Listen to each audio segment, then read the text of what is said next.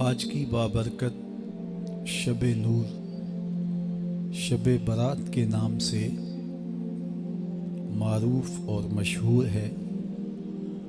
اس بابرکت شب کے دامن میں اتنی برکتیں اور اتنی رحمتیں ہیں کہ اللہ جل شانہ گناہ گاروں کو جہنم کی آگ سے آزاد فرما دیتا ہے۔ ام المومنین سیدہ طیبہ طاہرہ سیدہ عائشہ صدیقہ رضی اللہ تعالی عنہا فرماتی ہیں، ایک دن میں دیکھا کہ حضور میرے حجرہ میں نہیں ہیں، تو میں حضور کو تلاش کرنے نکلی۔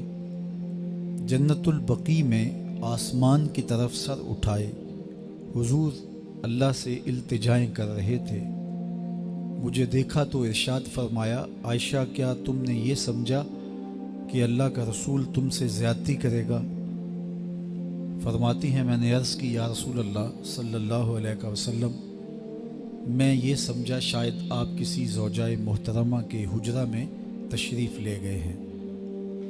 فرمایا آج لیلۃ النصف من شعبان، شعبان کی 15ویں رات ہے، درمیانی شب ہے۔ اس رات کو اللہ تعالی جل شانہ آسمان دنیا پہ نزول اجلال فرماتا ہے اور قبیلہ بنو کلب کی بکریوں کے بالوں سے زیادہ لوگوں کو جہنم کی آگ سے آزاد کر دیتا ہے۔ قبیلہ بنو کلب عرب کا بہت بڑا قبیلہ تھا جو بھیڑ بکریاں پالتے تھے، اور لاکھوں کی تعداد میں ان کی بکریوں اور بھیڑوں کے ریوڑ تھے۔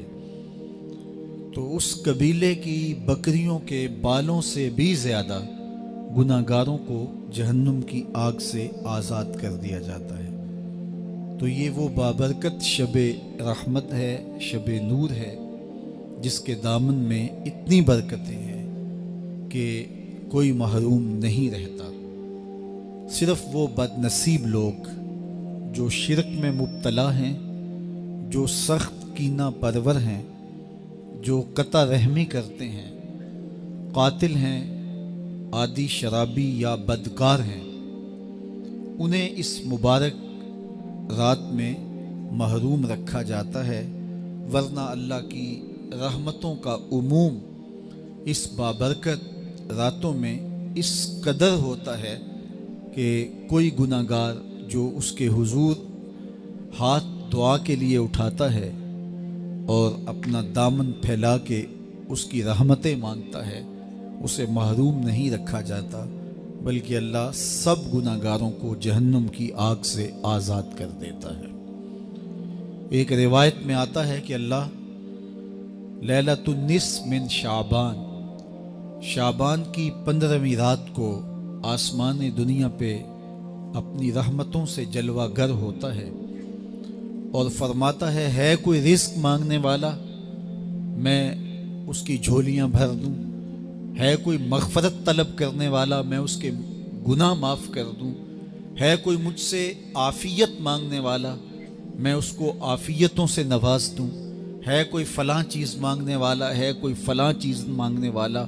اس کی رحمتیں آواز دیتی ہیں، اور یہ آواز غروب آفتاب سے لے کر کے طلوع فجر تک مسلسل بندوں کو دی جاتی ہے، اور بندے اس کے حضور اگر دست طلب دراز کریں، اپنی جھولی پھیلائیں، تو اللہ تعالیٰ ان کو ان کے مانگنے سے بھی زیادہ عطا فرماتا ہے۔ اس امت کو اللہ تعالیٰ نے اس طرح کی راتیں دے کر کے مغفرت، بخشش، غفران اور رحمتوں کی فراوانی نصیب کی ہے۔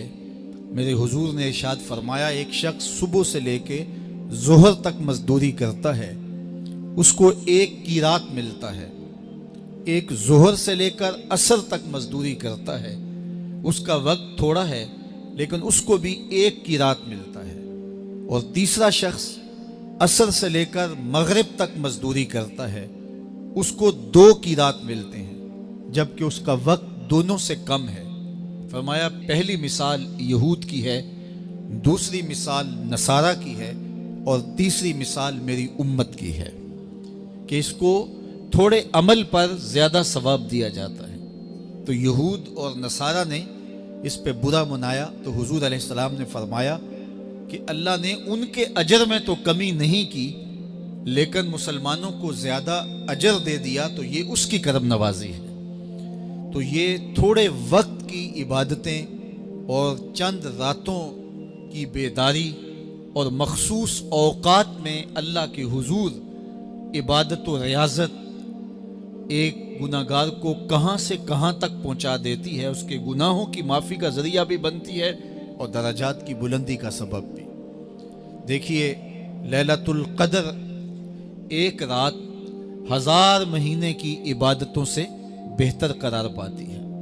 اسی طرح دیگر مواقع ہیں کہ اللہ تعالیٰ اس امت کے لیے رکھے ہیں، رحمت رب بہانہ می طلب، اور یوں بھی پڑھا گیا رحمت رب بہانہ می طلب۔ اس کی رحمتیں قیمت نہیں مانگتی اور اس کی رحمتیں بہانہ تلاش کرتی ہیں، تو وہ اپنے بندوں کو بخشنے پہ آمادہ ہے اگر وہ اپنا دامن طلب پھیلائیں۔ قرآن مجید میں ایک مقام دیکھیے کتنا دل آویز ہے، فرمایا ما یفعل اللہ بعذابکم، اللہ تمہیں عذاب دے کے کیا کرے گا؟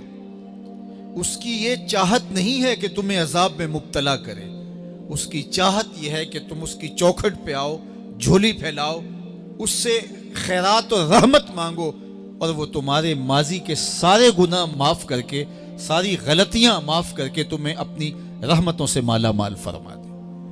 تو وہ بندوں کو بخشنے پہ، بندوں کی مغفرت کرنے پہ آمادہ ہے اور اس کی رحمتیں بہانے تلاش کرتی ہیں۔ اللہ اکبر۔ اور دوسری جانب اس کے بندے، اس کے مملوک، اس کی مخلوق، اور مخلوق کی گناہگار اور نیکوکار اس کی رحمتوں کے طالب ہوتے ہیں، بلکہ وہ گناہ کرنے کے بعد جب معافی مانگتے ہیں تو اللہ کو یہ معافی بہت پسند ہے۔ معافی مانگنا، اس کے حضور اپنے دامن کو پھیلانا، وہ اس کو بہت زیادہ محبوب ہے۔ انسان کی فطرت کے اندر گناہ رکھا گیا ہے، آگ، ہوا، مٹی، پانی، یہ ان 4 چیزوں کا مرکب ہے۔ اس کے جو عناصر ہیں اس میں کبھی اعتدال قائم نہیں رہتا اور اس سے گناہ سرزد ہو جاتے ہیں۔ گناہ کرنے کے بعد بندے کا اس گناہ پہ اصرار کرنا، اڑ جانا، ضد کرنا، توبہ نہ کرنا، اللہ کو یہ پسند نہیں۔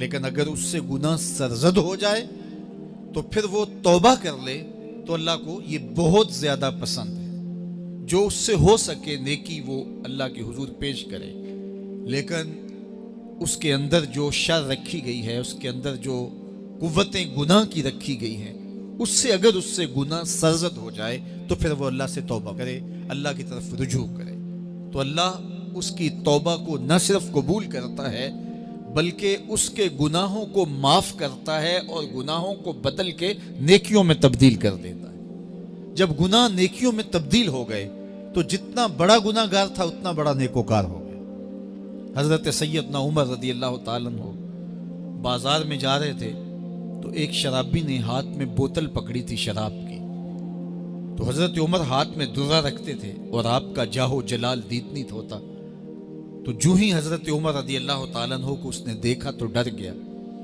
اور دل ہی دل میں کہا، اے اللہ آج عمر کے قہر سے بچا لے، میں تیری بارگاہ میں سچی توبہ کرتا ہوں، اور جلدی سے شراب کو بغل میں چھپا لیا۔ اتنے میں حضرت عمر سر پہ پہنچ گئے اور گرج کر کڑک کے کہا کہ یہ تیری بغل میں کیا ہے؟ چونکہ اس کو بوتل چھپاتے دیکھا تھا تو وہ ڈر گیا اور ڈرتے ڈرتے کہنے لگا، حضرت یہ سرکہ ہے۔ اب تھی تو شراب، لیکن ڈرتے ہوئے بولا، حضرت سرکہ ہے۔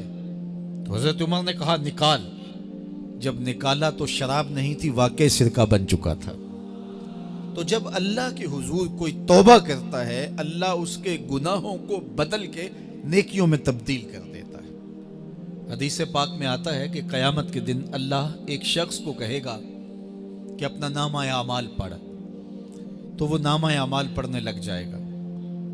تو نامہ اعمال کے اندر چھوٹے گناہ بھی ہوں گے، بڑے گناہ بھی ہوں گے، تو اللہ سے حیا کرتے ہوئے، شرم کرتے ہوئے وہ بڑے بڑے گناہوں کو چھوڑتا جائے گا اور چھوٹے چھوٹے گناہوں کو پڑھتا رہے گا۔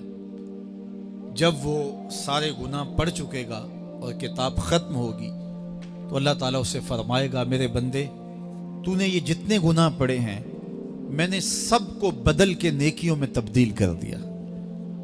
تو بندہ کہے گا، اللہ ابھی تو میرے بڑے بڑے گناہ رہتے ہیں جو میں نے پڑھے ہی نہیں۔ فَضَحِكَ النَّبِيُّ حَتَّى بَدَتْ أَنْيَابُهُ، حضور جب یہ بیان فرما رہے تھے تو حضور اتنا مسکرائے کہ صحابہ نے حضور کی داڑھیں دیکھ لی۔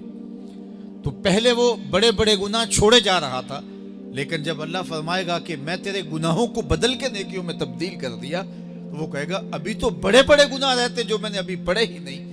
تو جب کوئی بندہ اس کے حضور توبہ کرتا ہے، اللہ یہ نہیں دیکھتا اس نے گناہ کتنے کیے ہیں، یہ دیکھتا ہے بندہ آیا میری چوکھٹ پہ ہے تو اللہ اس کے پچھلے سارے گناہ معاف فرما دیتا ہے۔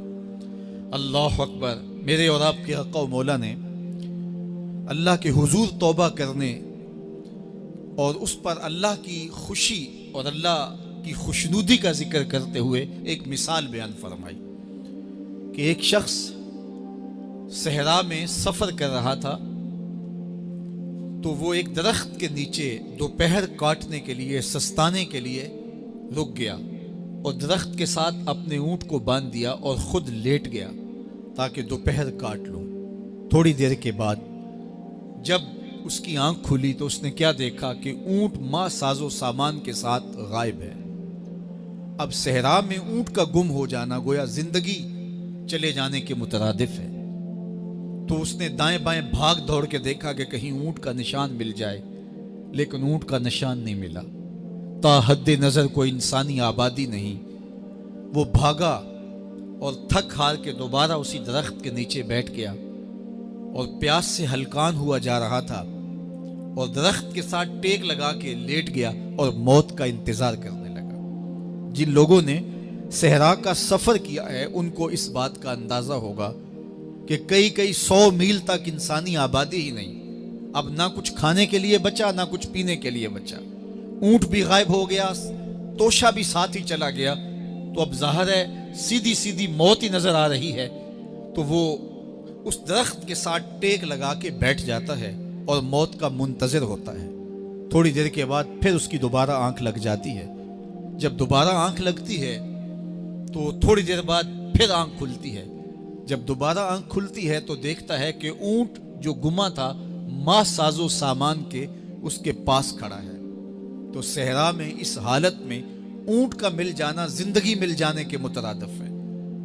تو وہ اتنا خوش ہوا کہ خوشی کی انتہا نہ رہی، بلکہ مسرتوں کے ہجوم میں درک گیا اور کہنے کیا لگا، اللہم انت عبدی وانا ربک، اے اللہ تو میرا بندہ اور میں تیرا رب۔ کہنا تو یہ تھا کہ تو میرا رب اور میں تیرا بندہ، لیکن مسرتوں کا ہجوم ہی اتنا تھا، خوشیوں کا ہجوم ہی اتنا تھا کہ زبان پہ قابو نہ رہا۔ کسی کے آنے سے ایسے ہوش اڑے ساقی کے، شراب سیخ پہ ڈالی اور بوتل میں کباب۔ کہنا یہ تھا اللہم انت ربی وانا عبدک، لیکن اس قدر خوش ہوا جب بھی تیری قربت کے امکان نظر آئے ہم اتنے خوش ہوئے کہ پریشان نظر آئے۔ تو کہنا یہ تھا کہ اے اللہ تو میرا رب اور میں تیرا بندہ، لیکن خوشیوں کے ہجوم میں وہ کہتا ہے اللہم انت عبدی وانا ربک، اے اللہ تو میرا بندہ اور میں تیرا رب۔ حضور یہ بات بیان کرنے کے بعد صحابہ سے پوچھتے ہیں کہ ذرا بتاؤ اس بندے کو کتنی خوشی ہوئی کہ خوشی میں زبان بھی قابو نہ رہی اور اپنے آپ پہ کنٹرول نہ رہا، اور خوشیوں کے ہجوم میں اسے یہ بھی پتہ نہیں چل رہا کہ وہ کیا بول رہا ہے۔ تو صحابہ نے عرض کی حضور بہت زیادہ اسے خوشی ہوئی۔